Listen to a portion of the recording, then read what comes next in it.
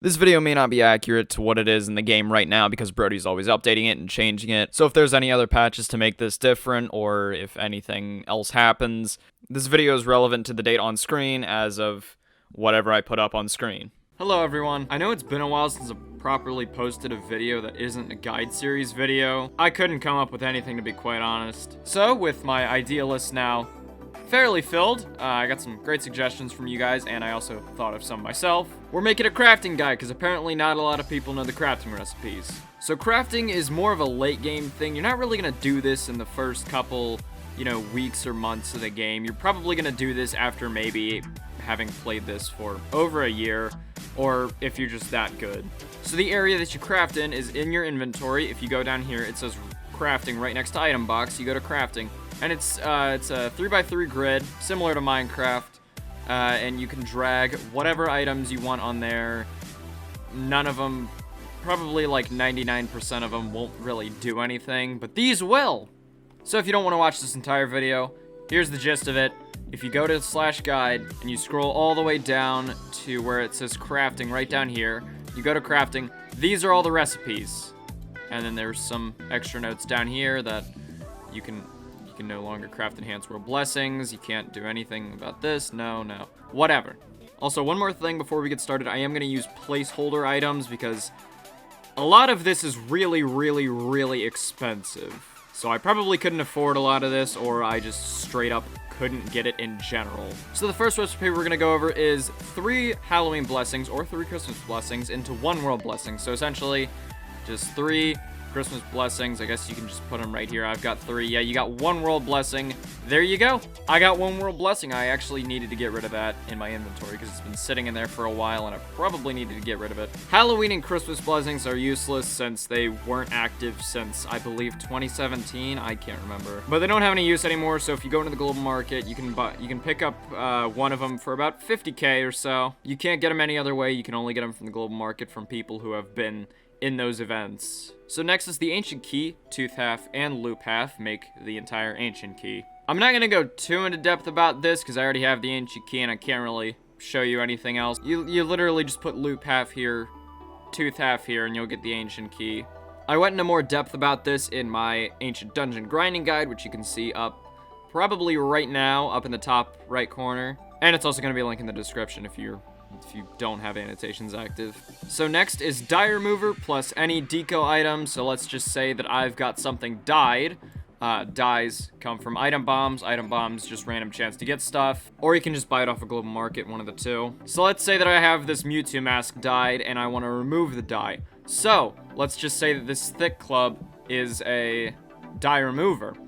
So if I just drag the thick club over here, and I should just get the normal Mewtwo mask. Let's just say that I dyed this Mewtwo mask green. It's going to return to its standard pink. Again, yes, I am using placeholder items because dye remover... I mean, I don't think dye remover is that expensive, to be quite honest.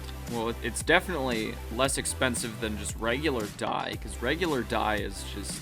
So yeah, it's cheaper than dye, but dye's still pretty freaking expensive. So next up is the Evershare, which is an EXP share plus an Everstone. I don't have an Everstone, so I don't really know where you get them. Actually, hold on, I'll check. Okay, it is 500 tokens from the Battle Tower, and you can just combine that with an EXP share to get an Evershare, which, let's just say if this is an EXP share, well, it is an EXP share, but I don't have any normal EXP shares on me, and let's say that this is an Everstone, you just put those two together, and you can get an Evershare. I actually don't know what an Evershare does. Hold on a second.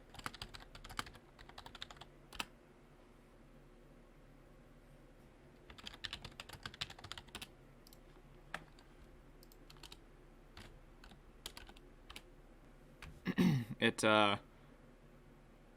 basically an EXP share, but doesn't let your Pokemon evolve.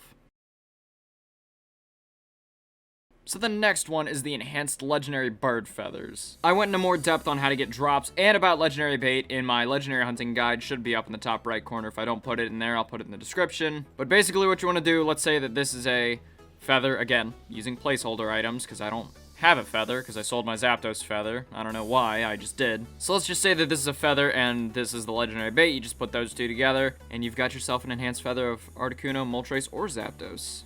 So next are IV Deductors. These are mainly used in competitive play when you want to try to get a certain hidden power. Let's just say that I want hidden power ice on my Zapdos, which I do, and I needed to deduct, let's say, a defense stat, a special defense stat, and a speed stat. I would have to go over to the casino and get an IV Deductr, which is right here, 7,000 casino tokens. I probably don't have enough. Let's just say that this EV reset is an IV Deductr, and I want to do it on, let's say, speed.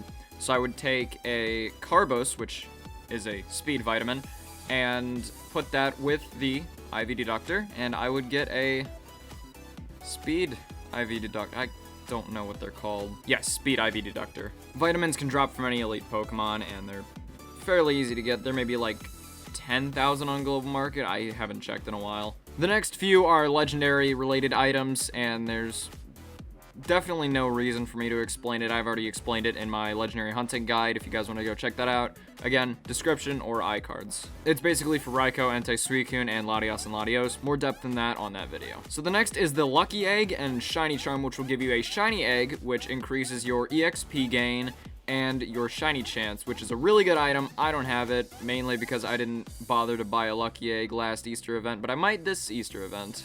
You can get Lucky Eggs from the Easter event for about 2,000 credits or so, since the Easter event's coming up in a week or two. This is perfect timing to mention this. And Shiny Charms are 30 Elite tokens from the Elite Shop, Indigo Plateau, you know the drill. So let's just put the Shiny Charm here, and let's just say that this Max Revive is a Lucky Egg. You put those two together, you'll get a Shiny Egg. This already isn't well scripted. I know, It's not well prepared, to be quite honest, but none of my videos are, so who cares? Let's keep going. So the next item is an Effort Brace, and a Macho Brace will make a Golden Effort Brace. A Golden Effort Brace stops EXP gain and doubles your EV intake. So for example, if you're holding a Golden Effort Brace and you kill a Dugtrio, you won't earn any EXP, you would just get 4 speed EVs when it would usually be 2, and, you know, it doubles. So let's just say that this is a Macho Brace, this is an Effort Brace, just put those two together, and bam, you've got a Golden Effort Brace. Effort Braces are either mystery box prizes, or you could get them from here for 500 credits, or you can get them from item bombs. I believe Macho Brace is 50,000 casino tokens, or I believe it's an item bomb drop as well. I can't remember, but it's something like that. So the next one is a pretty useless crafting recipe in my opinion, which is Moonstone into Stardust. Why anyone would do this is beyond me, but you can do it, I guess. What? Essentially, if you put a Moonstone onto here, you can get a Stardust, which is useless because you can get Stardust drops elsewhere, or you can literally just go over to any global market. Watch this. You know how much these things go for? Yeah. Why would you do that? And Moonstones are worth 180k. Yeah, I wouldn't do this one, guys. But Stardust can also drop in Mount Moon and in Mount Silver Cave. There might be a couple other places. I'll probably put it up on screen if I can find any other places. But if not, let's move on to the next one. So the next one is for ability capsules, which is... well, I mean, I guess you can use the Stardust one for this one. So essentially, Stardust, Silk, and Miracle Berries make an ability capsule. Ability capsules change the ability of your Pokemon. They're pretty freaking rare. Silk you can find in Verdian Forest, usually by killing Weedles or something else. And Miracle Berries are in Berry Forest on, I believe, Island 3? I might be wrong on that, but I think it's Island 3. Berry Forest, it's a 1 in 3,000 drop for the Miracle Berry, which makes it pretty freaking rare. I think actually the Miracle Berries go for more than the ability capsules. But either way, once you have all 3 of those items, you can drag a Silk onto there, a Stardust right there, and let's just say that this X or TM for some reason is a Miracle Berry, and there you go, there's your ability capsule.